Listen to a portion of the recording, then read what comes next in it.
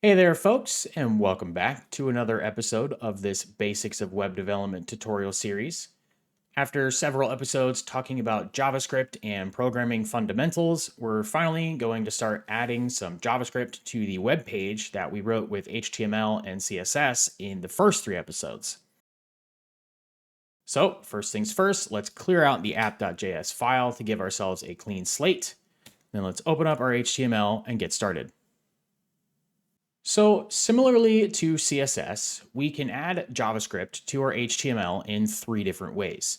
The first is inline scripting, which is actually something we've already done with this form element down here.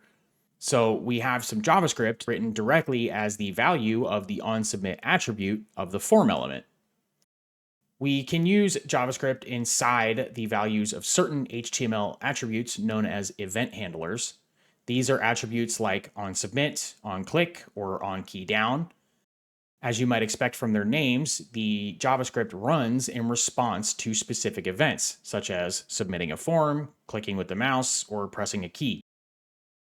Event handlers aren't limited to inline HTML attributes either. We can also work with events directly in our JavaScript code, which is what we will be doing eventually. The second way to add JavaScript is still inside the HTML file, but outside of any individual elements. And for this, we can use a script tag. So in the head of our HTML, we can write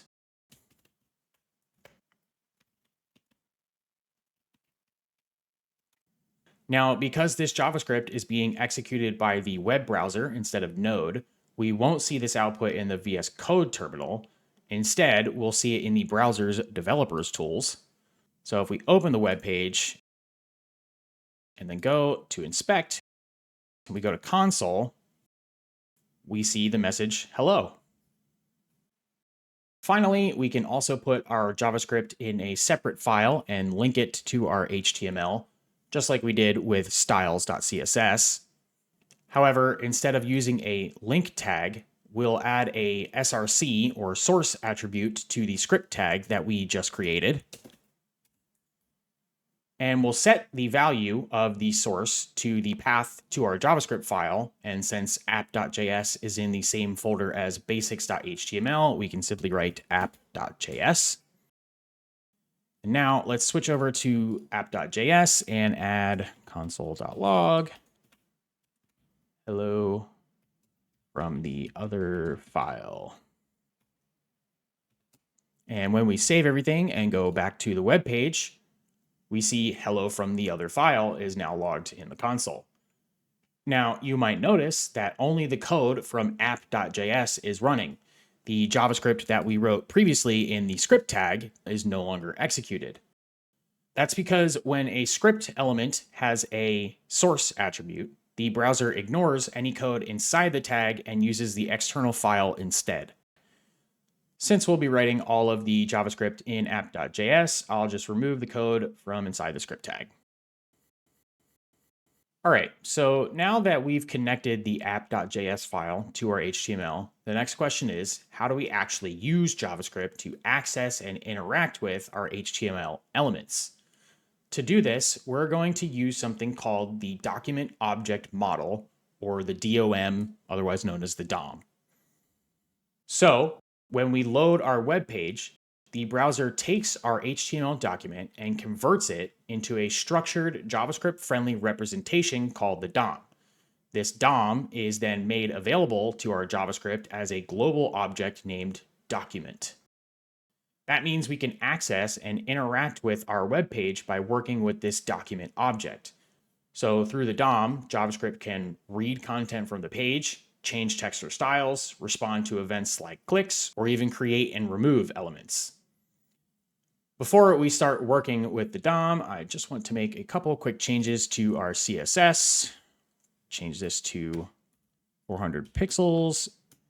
And then I'm going to remove the order property from the card first class rule so the card divs appear in the same order as the HTML. All right, that's better. I just wanted to give it a static height value since we have the dev tools open and it's taking up some of that view height, and avoid any confusion regarding the order of the card divs. the first thing we're going to do is grab an HTML element from the DOM using that element's ID attribute and save it to a variable. So in our HTML, we already have an element with the ID attribute. It's this H3 element right here with the ID of OL-header. So let's grab that one. Back in app.js, we'll declare a new variable and call it list header. And we'll access the document object and call the getElementById method. As the argument to this method, we will pass in the value of that ID. So OL-header. And then let's just console log whatever the value of list header is. And let's see what it gives us. Well, that's odd. Why does it say null? So this is a bit of a gotcha moment with HTML and the DOM. As I've mentioned with CSS and JavaScript in previous episodes, HTML is also read from the top down, and the browser builds the DOM in the same way. The problem is that when the browser reaches the script element in the head of our HTML, none of the elements below it, including the H3 element we're trying to access, have been read yet. Since those elements haven't been added to the DOM, there's nothing for the JavaScript to access. Even so, the browser will still execute the JavaScript file as soon as it hits that script tag. Luckily, there's a very easy fix for this. We just need to add the defer attribute to our script tag. So this tells the browser to wait until the HTML has finished being parsed and the DOM is ready before executing the JavaScript in that file. So now, if we go back to our web page, we see an H3 element is printed to the console, and when we hover over it, just like with the inspector tab, it highlights the element on the page. This element that we've extracted from the DOM is known on the JavaScript side as a node, more specifically an element node. In the DevTools console, we can click this little expand arrow to the left, and what appears is this huge list of properties that are linked to this element node. We've got all these ones starting with aria. There's input mode, which is set to this empty string. There's all these on key up, on load. These must be some event handlers, and there's a ton of them. Here's one that looks a little bit familiar, text content. And this is currently set to the string numbered/ordered lists, which is the same text we actually see in the element on the page. Now, as with anything in programming, you don't need to memorize all of these or even know what half of them are for. You can always look them up in the documentation, or better yet, start by identifying what kind of data you actually need from an element, like its text content, its width, its CSS styles, or a specific event handler, and then look for a property that gives you that data. So back in app.js, let's grab that text content instead of logging the entire node, which we can do with dot notation, just like with an object. And now we see it just prints the string numbered/ordered lists. There are also other ways to grab elements from the DOM besides just using the ID. For example, we can grab elements by their class name.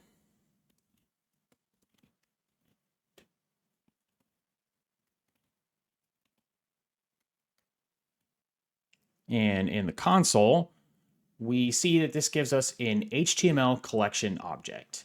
The keys are the numbers 0 through 5, sort of like array indices, and the values for each key are the individual card nodes.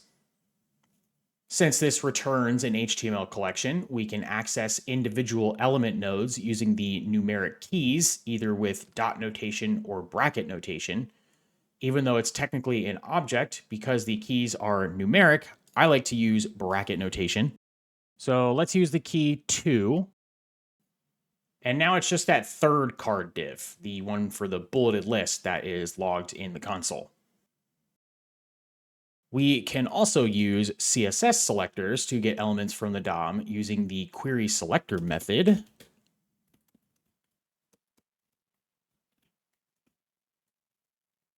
And this will allow us to use some of those more complex CSS selectors. So for example, we can use this one here, which if you recall, this selector targets the first child element of any element with the class name card. So we'll just take that and we'll put it in the quotes here. And then we'll log first children. Now, in this last line here, you'll notice that only a single node is logged to the console. It's the one for the paragraphs card. However, this CSS selector should also target the links card from the second container. So the reason for this is that query selector only returns the first element it finds matching the given selector. To get all of the matching elements, we need to use query selector all. Now we see a node list is logged to the console, which contains all of the divs matching that selector. As with arrays, we can use bracket notation to select a specific element from the node list. So let's try index 1. And now it's just logging the links card. This is also why I like to use bracket notation with HTML collections. It's consistent with node lists, which can't use dot notation. There are some differences between HTML collections and node lists. It's not different just to be confusing, but we don't need to get into those details right now. For most purposes, you can just think of both of them like arrays. All right, now that we have pulled some elements from the DOM, let's do something with them. So one thing we could do is reassign the text content property.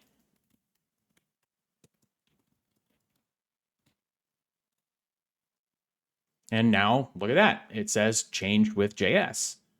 We can also access the style property of an element node with listheader.style. And we could use this to change the color. Let's go with crimson. And what do you know? The text is now crimson. We can use the style property to access just about any CSS property, but one thing to keep in mind is that for multi-word properties like background color or border radius, JavaScript uses camel case instead of CSS's kebab case. So that means no dashes and every word after the first starts with a capital letter. So now that we've seen how to grab elements from the DOM and change their properties, let's look at how we can add or remove some elements. Before we can add an element to the DOM, we first need to create one, and we can do that using the createElement method. So let's create a new div with the card class.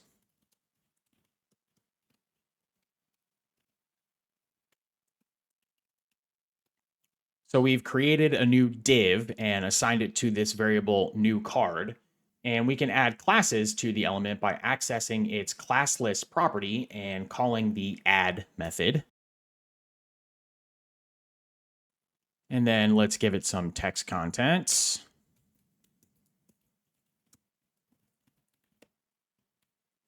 All right, finally, we can add this element to the body of our HTML with document.body.append child.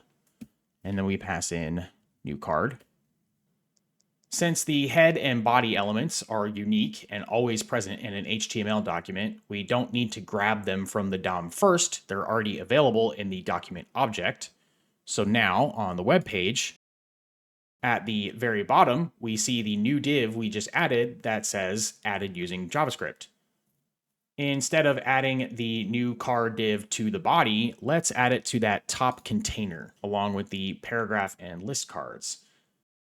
This time, we do need to grab the container element from the DOM, so we'll target it using the container class.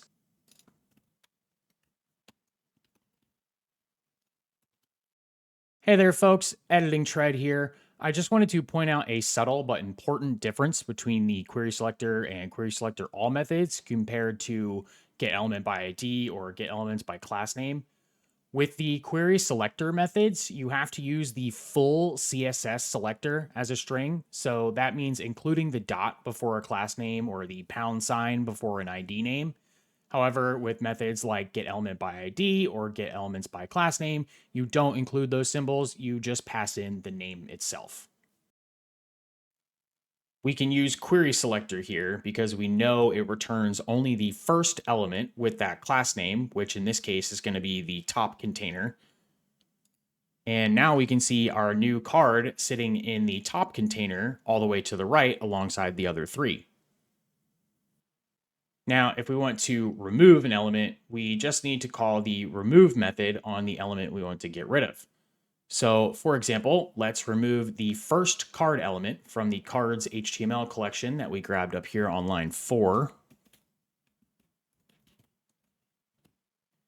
And now the paragraph card is gone, leaving just the 2 list cards and the one we added with JavaScript in the top container. So everything that we've done so far to manipulate the DOM with JavaScript has been happening instantaneously as soon as the code runs. But what if we don't want something to happen immediately? Maybe we only want it to happen when the user does something like click a button. Well, that's where event listeners come in. Event listeners are ways that we can tell an element, when this happens, run this code. They're very similar to the event handler attributes we talked about at the beginning of the episode, and conceptually, they're doing the same thing. So let's add a new button to our HTML.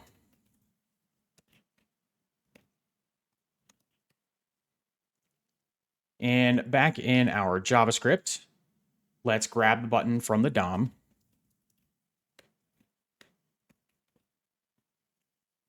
Next, we can use the add event listener method to, well, add an event listener. And this method will take in 2 arguments. The first is the event we want to listen for. So in this case, we will use the string click. Some other commonly used event listeners are mouse over for when you hover over an element with your mouse, or key down for when you press a key on your keyboard. And the second argument is going to be a function. So we'll just add an arrow function here. And inside this function, we'll add the code that we want to run whenever the button is clicked. So let's just reuse these 2 lines up here where we are manipulating the list header element. Now, when we open up the page, the list header still says numbered/ordered lists and is in sea green. But when we click the button, it changes to crimson red and says change with JavaScript. The function that we pass into our event listeners can also take in a parameter called the event object. This event object has properties on it that tell us details about the event itself, like the type of event or which element triggered it. So for example, we can add the event parameter to this function. You'll most commonly see this parameter named event or just E, but technically it can be whatever you want. Now let's just console log a few details. Event.type and event.target.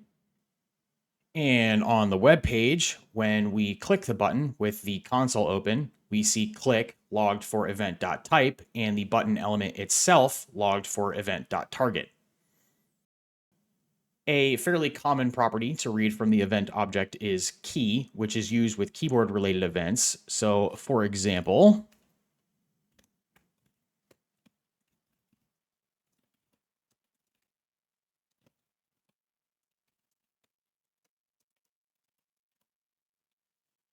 and in the DevTools console, whenever I press a key, the character for that key is logged from event.key.